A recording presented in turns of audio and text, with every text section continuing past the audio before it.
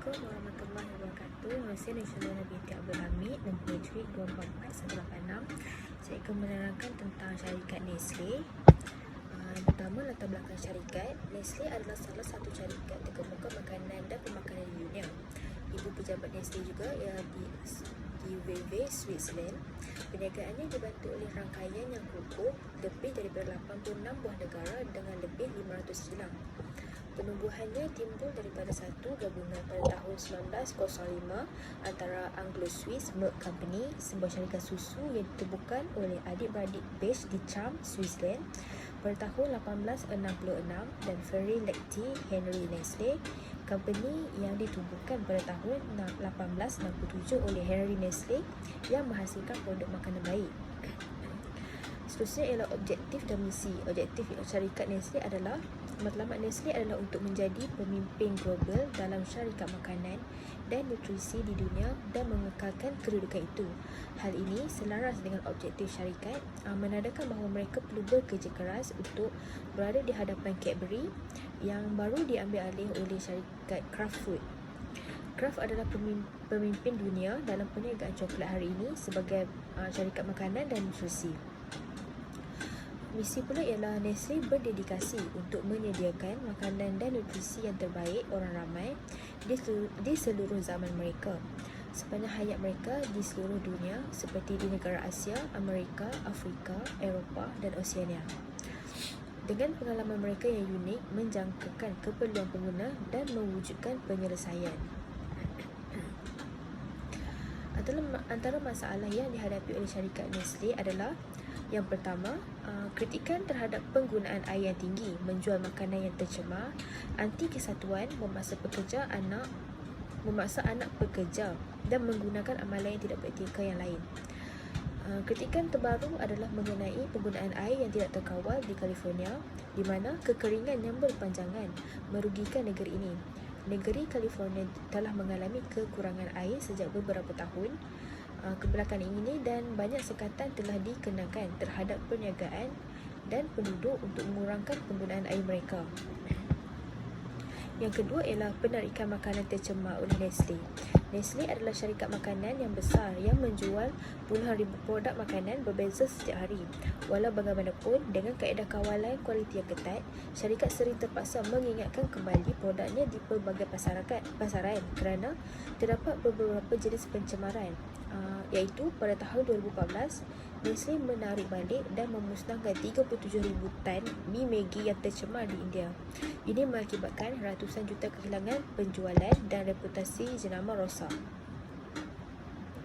Antara cadangan penanda aras yang sesuai untuk meningkatkan kualiti syarikat Nestle ialah: satu cara terbaik untuk terus meningkatkan organisasi adalah dengan cara melakukan kaedah ukur takat. Ukur takat iaitu benchmarking merupakan satu kaedah atau pendekatan yang telah pun wujud sejak awal tahun 1980-an di negara barat.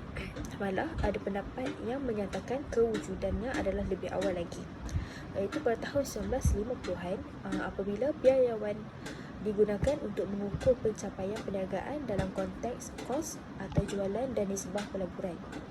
Ukur takat merupakan suatu proses membanding dan menilai operasi sesebuah organisasi atau mungkin proses dalamannya. Ini bergantung kepada jenis ukur takat yang dipilih oleh organisasi tersebut untuk dilakukan. Ukur takat bertujuan untuk menemui rahsia di sebalik kejayaan sesuatu fungsi atau proses. Ukur takat yang pertama ialah ukur takat dalaman, iaitu International Benchmarking.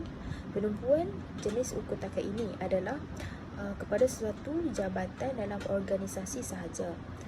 Ukur takat jenis ini akan melaksanakan proses perbandingan dengan bahagian-bahagian lain dalam organisasi seperti jabatan-jabatan, bahagian-bahagian, syarikat-syarikat dan lain dalam kumpulan yang sama.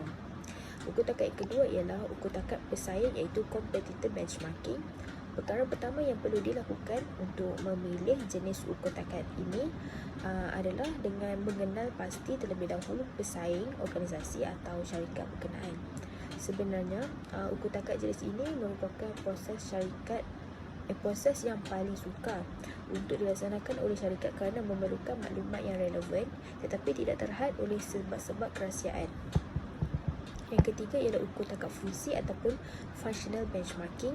Jenis ukur tangkap yang seterusnya ini adalah ukur tangkap fungsian, iaitu ukur tangkap yang menjurus kepada fungsi dalaman, iaitu aktiviti tertentu di dalam organisasi.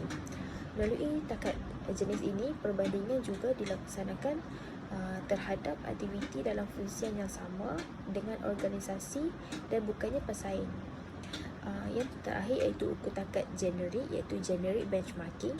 Jenis ukur tangkap generik ini adalah pemilihan kaedah yang luas, iaitu ia merupakan kaedah pemilihan rakan ukur tangkap tidak kira sama ada ia berada di dalam industri yang sama atau tidak, merupakan pesaing atau tidak, berada di dalam fungsian yang sama atau tidak, atau menjurus kepada aktiviti dalam fungsian. Jenis penanda aras yang akan digunakan bagi syarikat NASDAQ ialah yang pertama, ukur tangkap pesaing. Penanda aras adalah kaedah yang popular untuk mengembangkan keperluan dan menetapkan matlamat. Dalam istilah yang lebih konvensional, penanda aras boleh didefinisikan sebagai mengukur prestasi anda berbanding prestasi syarikat kelas terbaik, menentukan bagaimana kelas terbaik mencapai tahap prestasi tersebut dan menggunakan maklumat sebagai asas untuk sasaran strategi syarikat anda dan pelaksanaan syarikat. Yang kedua ialah ukur tangkap fungsi. Sebuah syarikat akan memfokuskan penanda arasnya pada satu fungsi untuk meningkatkan operasi fungsi tersebut. Fungsi yang kompleks seperti sumber manusia, kewangan dan perakaunan dan teknologi maklumat dan komunikasi tidak mungkin dapat dibandingkan secara langsung dari segi kos dan kecekapan, dan mungkin perlu dipisahkan menjadi proses untuk membuat perbandingan yang sah. Seterusnya ialah penyelesaian masalah bagi syarikat Nestle. Yang pertama, pelabelan yang jelas dan tepat yang menunjukkan produk itu berbahaya. Menurut kajian yang dilakukan oleh Deloitte, pengguna cenderung membeli produk yang dilabel dengan jelas dan tepat. Hampir 62% ataupun 62% pengguna lebih cenderung memilih produk yang bebas daripada produk berbahaya. 51% daripada yang disurvey mengatakan bahawa keputusan mereka akan dipengaruhi oleh pelabelan yang jelas dan tepat, dan 47% ingin melihat maklumat yang dipaparkan dengan jelas. Yang kedua, ketelusan dalam sumber bahan. Pengguna semakin menyedari dari mana makanan itu berasal dan bagaimana ia ditanam atau dibuat. Ramai pengguna muda meletakkan kelestarian sebagai faktor penting dalam membuat keputusan ketika membeli makanan mereka. Tanggungjawab sosial untuk membeli makanan yang ditanam. Seterusnya, penggunaan air dalam penghasilan produk. Pertanian menggunakan sekitar 70% pengeluaran air tawar secara global, dan digabungkan dengan peningkatan kekayaan dan corak gaya hidup Nestle percaya bahawa dunia kini menuju ke arah krisis air yang akan memberi kesan yang serius terhadap keselamatan makanan. Keseluruhan rangkaian makanan daripada pertanian kepada pengeluaran dan penggunaan menyumbang kepada ketersediaan dan kualiti air. Penghasilan produk baru. Penghasilan produk baru di sini bermaksud menggunakan produk yang tercemar dan menghasilkan satu produk yang baru. Pihak Nestle mempunyai beberapa jenis produk yang mengalami kegagalan akibat beberapa faktor. Antara produk yang ditarik semula adalah mi Maggi yang tercemar dan sebagainya. Hal ini menyebabkan syarikat mengalami kerugian yang banyak dan nama syarikat juga buruk akibat masalah tersebut.